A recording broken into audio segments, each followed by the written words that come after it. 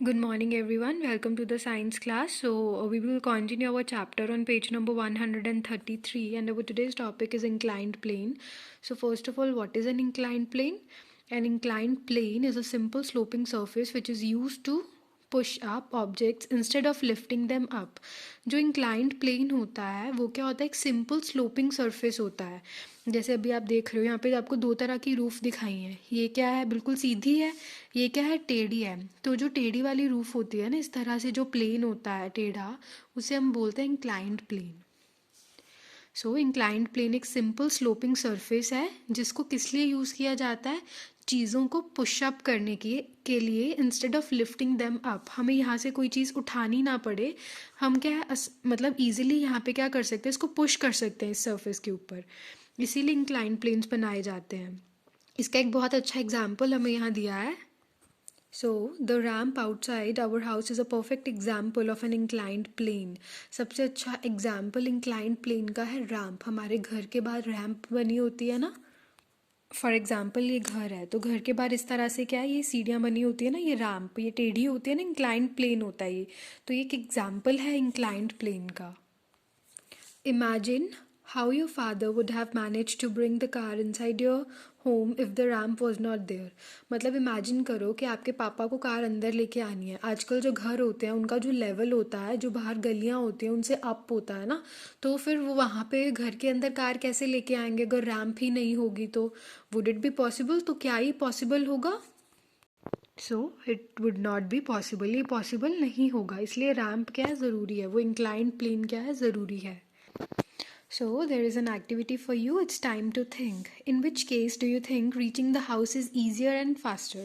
आपको दो तरह की क्या दी हैं, ये दो तरह की रूफ है. जैसे ये वाली है एक ये वाली है. तो आपको क्या लगता है किस केस में आप इजीली ऊपर चढ़ सकते हो, इस वाले केस के अंदर या इंक्लाइंड प्लेन वाले केस के अंदर? An inclined plane makes lifting of objects to greater heights easy. अभी हमने पढ़ा था कि इंक्लाइंड प्लेन के ऊपर चीज़ों को पुशअप करना क्या होता है, ईजी होता है. तो ऑफ कोर्स इस केस के अंदर आप क्या है, ईजिली ऊपर चढ़ सकते हो. Hospitals are provided with a ramp to easily carry the wheelchairs up or down which is impossible via stairs. तो हॉस्पिटल्स के अंदर इस तरह से रैम्प बनाए जाते हैं ना, तो जो पर्सन व्हील चेयर्स के ऊपर होते हैं ताकि उनकी व्हील चेयर्स को ईजिली हम अंदर लेके जा सकें. आप व्हील चेयर को सीढ़ियों के ऊपर से तो अंदर लेके नहीं जा सकते ना हॉस्पिटल में, उसके लिए एक इंक्लाइंड सरफेस चाहिए. तो इसीलिए क्या है, रैम्प क्या है, ज़रूरी है. People use a wooden plank to load और deload heavy weights from the trucks. जब ट्रक को भी लोड या डी लोड किया जाता है तब भी इस तरह से क्या है, कोई चीज़ वहाँ पे रखी जाती है. और फिर क्योंकि यहाँ से क्या चीज़ों को अंदर और बाहर लेके आना क्या है, ईजी है, तो इस तरह से ट्रक को लोड या डी लोड किया जाता है. लोड का मतलब है मतलब भरना. आपको अंदर लोड फिल करना है, बाहर अंदर मतलब कोई भी चीज़ है वो आपको अंदर रखनी है. डी लोड का मतलब आप इसे खाली कर रहे हो, चीज़ों को बाहर लेके आ रहे हो. Next is steeper is the slope of the inclined plane, more difficult it is to push up the load. तो जितना ज़्यादा आपका प्लेन स्टीप होगा, जैसे आप अभी देख रहे हो ना, ये क्या है, दो तरह के आपको इंक्लाइंड प्लेन्स दिए हैं, दोनों ही टेढ़े हैं लेकिन दोनों का जो इंक्लिनेशन है वो क्या है, अलग अलग है.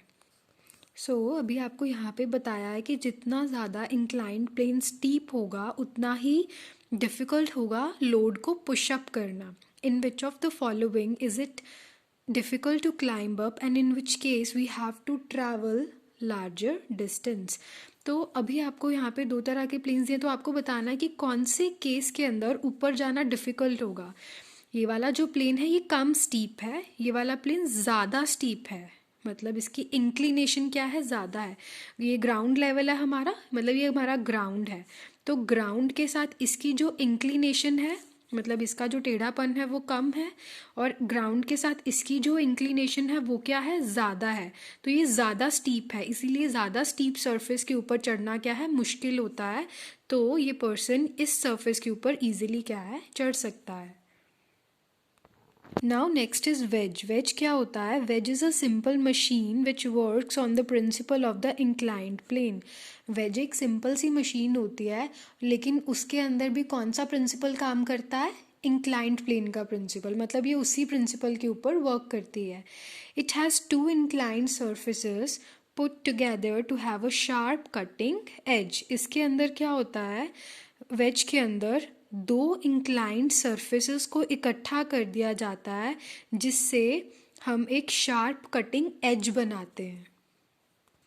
तो वेज में कैसे होते हैं प्लेन्स, जैसे ये आपको ये एग्जांपल दिया ना एक्स की, तो यहाँ पे जैसे ये एक्स होती है आपकी, मतलब आप इसको देख सकते हो कि आपका जो ये वेजेस जो प्लेन्स होते हैं वो इस तरह से होते हैं.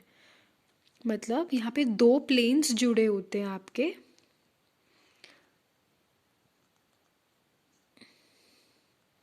एक प्लेन इधर होता है, एक प्लेन इसके पीछे होता है. तो दोनों प्लेन्स क्या होते हैं, टेढ़े इंक्लाइंड होते हैं वो, और एक पॉइंट पे वो आगे मीट करते हैं और फिर यहाँ पे आपकी क्या बन जाती है, इस तरह से एक्स बन जाती है. मतलब वेज की एग्जांपल है ये कि वेज के अंदर दो इंक्लाइंड प्लेन्स होते हैं, वो एक पॉइंट पे मीट करते हैं और उससे क्या एक शार्प कटिंग एज बनती है यहाँ पे. For example, knife, a needle, an axe which we see around us in our daily life are all wedges. ये सब क्या हैं, wedges की examples हैं. The sharp V formed due to the joining of the two inclined plane is used to force the things apart.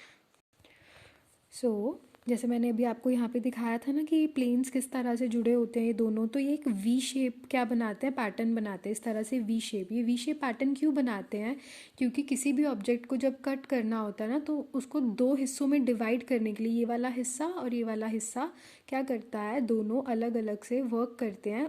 उस मतलब जिस भी चीज़ को आप क्या कर रहे हो, कट करना चाहते हो, उसको अच्छी तरह से टीयर करने के लिए क्या है, हम ये वी शेप पैटर्न बनाते हैं इस तरह से. Next is screw. Screw has been derived from an inclined plane. Screw को भी कहाँ से derive किया गया है, inclined plane से. It is like a nail which grooves cut in it. ये क्या होता है, एक नेल की तरह, लेकिन इसके अंदर इस तरह से क्या होते हैं, ग्रूव्स होते हैं. ये अभी आप देख लो ना सर्कुलर इस तरह से. The grooves provided on the screw hold things tightly together, which is why a screw is always better than a nail.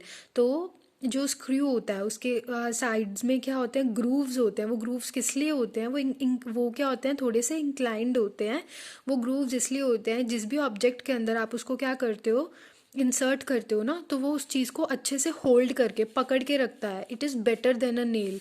Nail के साइड्स में कोई ग्रूव्स नहीं होते ना, आप उसको किसी भी चीज़ में जब इंसर्ट करोगे वो उसके अंदर तो चली जाएगी, लेकिन उसको निकालना भी बहुत ईजी है, वो अच्छे से उस चीज़ को होल्ड नहीं करेगी. So a screw is always better than a nail. So this is all for today. You have to read this chapter till this topic. So read the chapter carefully. Thanks and have a great day.